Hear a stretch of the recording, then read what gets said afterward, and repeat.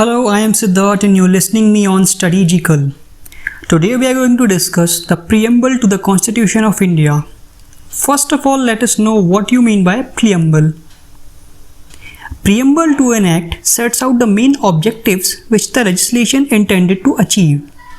It is a sort of introduction to the statute and many a times very helpful in understanding the policy and legislative intent. It expresses what we had thought or dreamt for so long. The constitution makers gave to the preamble the place of pride. It embodies in a solemn form all the ideals and aspiration for which the country has struggled during the British regime. In Ray Berubari case, the Supreme Court has said that the preamble to the constitution is a key to open the mind of makers and shows the general purpose for which they made the several provisions in the constitution. What the preamble declares? It says, "We the people of India, having solemnly resolved to constitute India into a sovereign, socialist, secular, democratic republic, and to secure to all its citizens justice, social, economical and political, liberty of thought, expression, belief, faith and worship, equality of status and of opportunity, and to promote among them all fraternity, assuring the dignity of individual and the unity and integrity of the nation." In our Constituent Assembly, this 26th day of November 1949, do hereby adopt, enact and give to ourselves this Constitution Preamble and how far it is useful in interpreting the Constitution. The Preamble is the key to open the mind of the makers, but it does not mean that the Preamble can override the express provision of the Act. In Ray Berubari's case, the Supreme Court had held that the preamble was not the part of the constitution and therefore it could never be regarded as source of any substantive powers. Such powers are expressly granted in the body of constitution. What is true about powers is equally true about the prohibitions. It has limited application and can be resorted to where there is any ambiguity in the statute.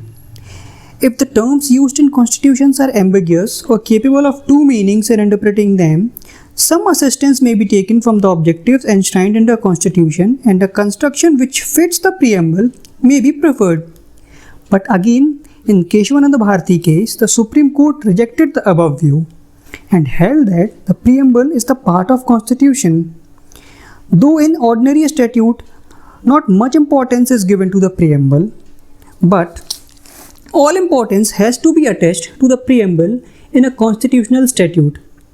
Justice Sikri observed that no authority has been referred before us to establish the proposition that what is true about the power is equally true about prohibitions and limitation. Even from the preamble, limitations have been derived in some cases. It seems to me that preamble of our constitution is of extreme importance and the constitution should be read and interpreted in the light of the grand and noble vision expressed in the preamble. Now, in fact, the preamble was relied on in imposing implied limitations on the amending power of the Parliament under Article 368 of the Constitution. In that case, it was held that basic element in the preamble cannot be amended under Article 368.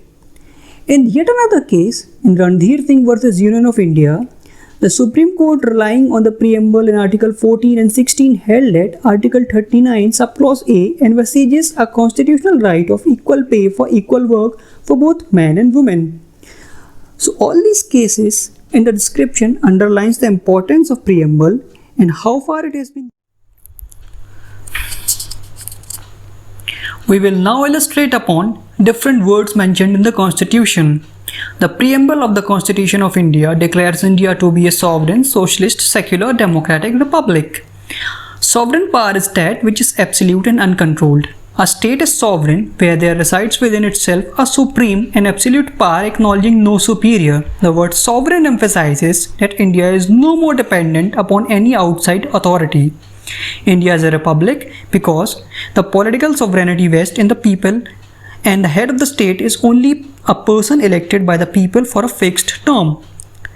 In our constitution, there is a president who is the head of the executive and who is elected as opposed to hereditary monarch and holds office for a fixed term of 5 years. In democratic term, as indicated in the constitution, it establishes a form of government which gets its authority from the will of the people. The rulers are elected by the people and are responsible to them. The democratic setup can be of two types, direct and indirect. In a direct democracy, the legal and political sovereignty vests in the people, as in the case of Switzerland. In the indirect system of democracy, it is the representatives of the people who exercise the power of legal as well as political sovereignty. The electorate choose their representatives who carry on the government. It is for this reason that this type of democracy is called as representative democracy. In the Indian Constitution, we have adopted indirect or representative system of democracy. All the adults above the age of 18 years have a right to vote. The next word is socialism. Socialism is implicit in the preamble and the directive principles of state policy in the Constitution. The term economic justice in the preamble denotes nothing but India's resolve to bring socio-economic resolution. The word socialism, however, has no definite meaning. It has been invariably used in both type of constitution, that is democratic constitution and communistic constitution. Generally, the term implies a system of government in which the means of production is wholly or partly controlled by the state. India's socialism is, however, a democratic socialism and not a communistic socialism. For this purpose, the preamble has combined both the words, that is socialism and democracy, in the preamble. This combination of words, socialism and democracy, has been criticized by many writers. It has been said that democracy and socialism cannot coexist. This criticism is, however, not justified in the view of gradual change in the thinking of modern socialists. Their thinking is in line with the idea of welfare state. In DS Nakara versus Union of India, the Supreme Court has held that the basic framework of socialism is to provide a decent standard of life to the working people and specially provide security from cradle to grave. This, amongst others, on the economic side, envisaged economic equality and equitable distribution of income. This is a blend of Marxism and Gandhism, leading to heavily leaned towards Gandhian socialism. This is the type of socialism which we wish to establish in our country.